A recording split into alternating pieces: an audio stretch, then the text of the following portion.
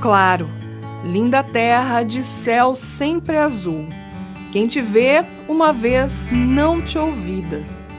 Porém, muito além da poesia, a história desta terra é regada pelo suor de imigrantes, tropeiros, fazendeiros e escravos.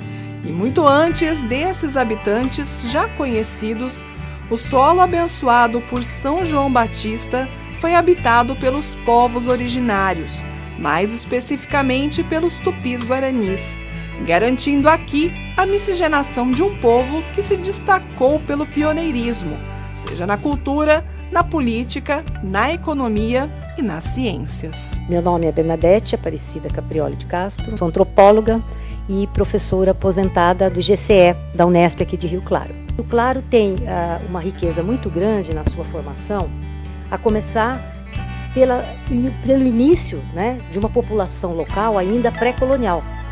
Então eu chamaria diretamente de uma pré-história de Rio Claro, né, onde você tem vários sítios arqueológicos de uma importância bastante grande, sítio rupestre, lítico, cerâmico, de onde essas populações estavam ainda presentes aqui, né, e perambulavam por essa região de Rio Claro, Piracicaba, Analândia, né, é uma região bastante significativa.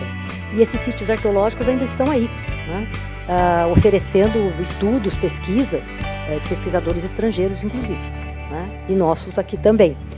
E essa presença, né, marcada, por exemplo, pelo período cerâmico, você vai ter a presença tupi-guarani. Então Rio Claro não começa a partir da imigração apenas, né?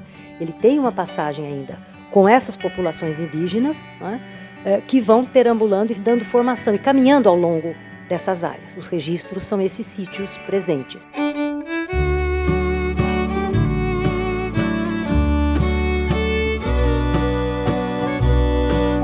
Após a chegada dos portugueses, a região se tornou ponto de passagem de tropeiros, que seguiam em busca do ouro encontrado em Mato Grosso e Goiás. A partir daí, acontece o desenvolvimento trazido pela povoação do Oeste, com propriedades para a produção do açúcar e, na sequência, do café. A mão de obra escrava, ela foi bastante importante, gerou uma quantidade grande de riqueza para a região e para o município, através da qual essas fazendas de café floresceram, né? E aí você tem café, ferrovia e urbanização, né, da cidade. Rio Claro não teve uma ligação direta com a industrialização, mas principalmente café, ferrovia e urbanização. O setor de serviços que se desenvolve muito, né? Eram fazendeiros comerciantes, fazendeiros que investiam no mercado interno local.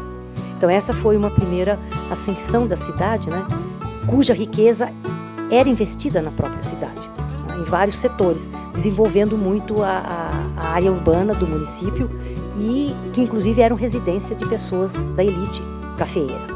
Com uma elite engajada, a Cidade Azul teve participantes na política nacional, como o próprio senador Vergueiro, e uma forte atuação no processo da vinda de imigrantes europeus e também para a proclamação da República.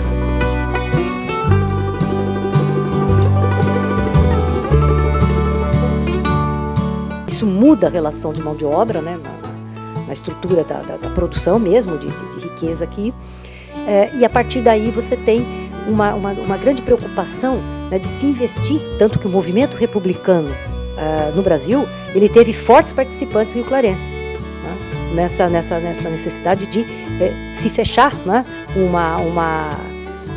propósito do Partido Republicano para a proclamação da República.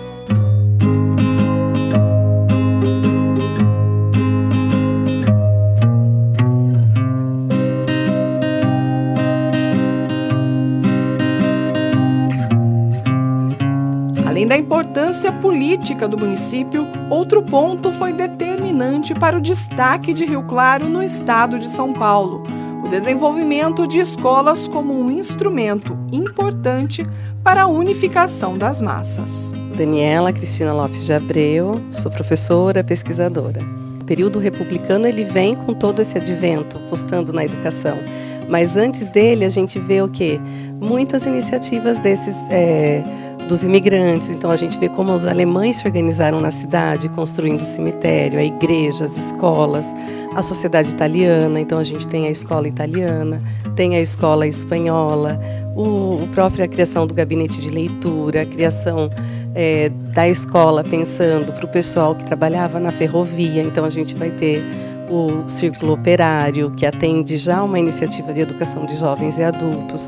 E com a proclamação da República, a gente tem as grandes construções, né, vindas também de um projeto republicano, uma política, né, de um desenho do Ramos de Azevedo. Então a gente tem o grupo escolar, que é uma estrutura grande.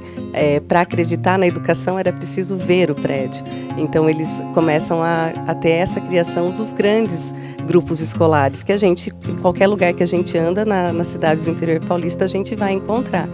E essa criação das escolas, ela está estreitamente ligada às relações políticas. Então, Rio Claro, a proclamação da República em 89, nós vamos ver que em 1900 a gente já tem a criação do primeiro grupo escolar. Não à toa, né? A gente tem políticos influentes, o Partido Republicano estava organizado na cidade, por isso a gente consegue essa organização do primeiro grupo escolar.